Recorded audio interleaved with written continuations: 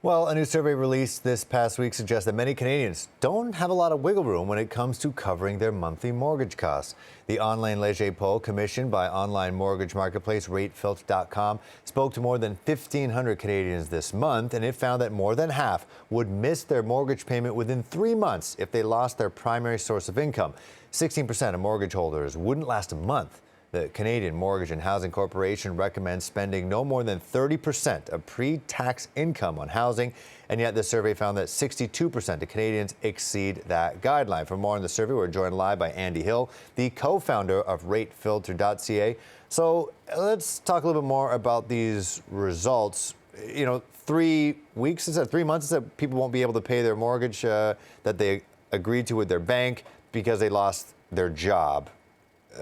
Pretty alarming stat. Right. We're finding that Canadians are stressed. It's not an easy time for people to be in the market, especially those that wrote at the low of this cycle.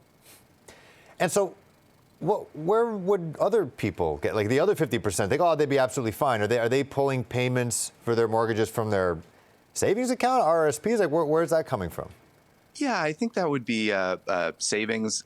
350 people in our survey didn't have a mortgage, so they're sitting pretty. They're sitting pretty at the moment.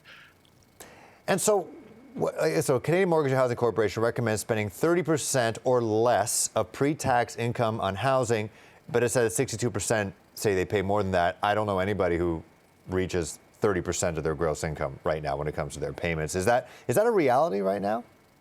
Certainly. I mean, it's a very tough time as interest rates are at 20-year highs. No one really thought, even though people were stress tested at 5.25%, no one really thought they'd actually be paying those sorts of interest rates monthly for their mortgage.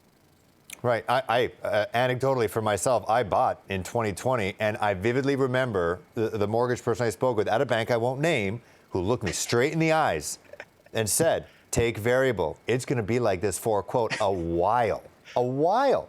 Now's the time to buy. And then, what was it, 17 rate hikes or 10 rate hikes in 17 months? That has changed the situation for a lot of people. And so, we're seeing a lot of doom and gloom. I've talked to some other mortgage brokers who said that, they talked to people who said they might have to be forced to sell their homes. Is that something you guys are seeing?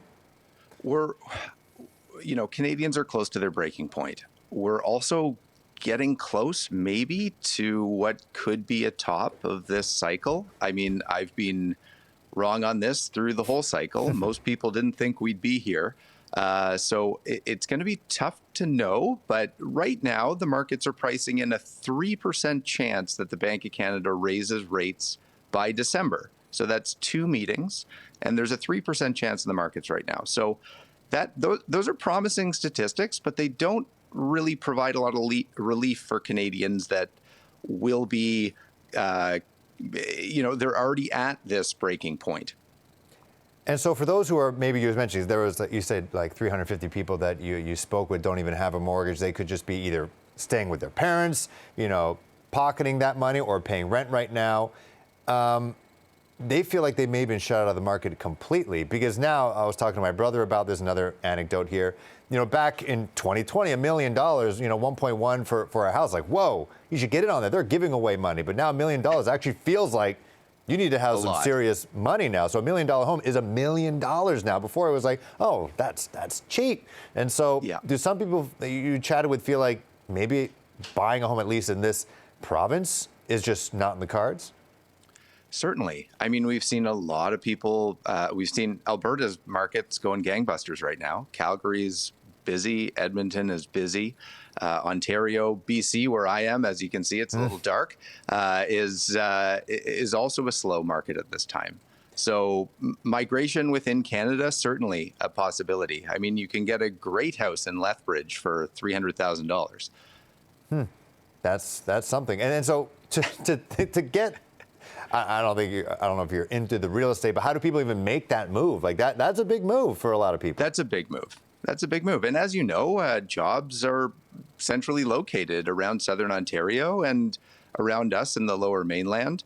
And winters are a bit more relaxed in both of those places than they are in some of the rest of the country. So certainly people aren't going to migrate right away, but also if you're a first-time home buyer, this might be a good time to start looking. The market is cooler.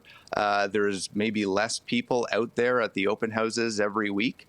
So there may be some opportunities coming up here for buyers that haven't stepped into the market yet to maybe get a deal. And speaking of deals, people like myself, I know some people who are renewing in a couple months, and it could be a bit intense, especially if they got a mortgage at those super low rates. But what do we know about the forecast for the next, 2, 3, 5 years? What do we think? Do you see something where we saw, but in the opposite direction, 10 decreases in 17 months?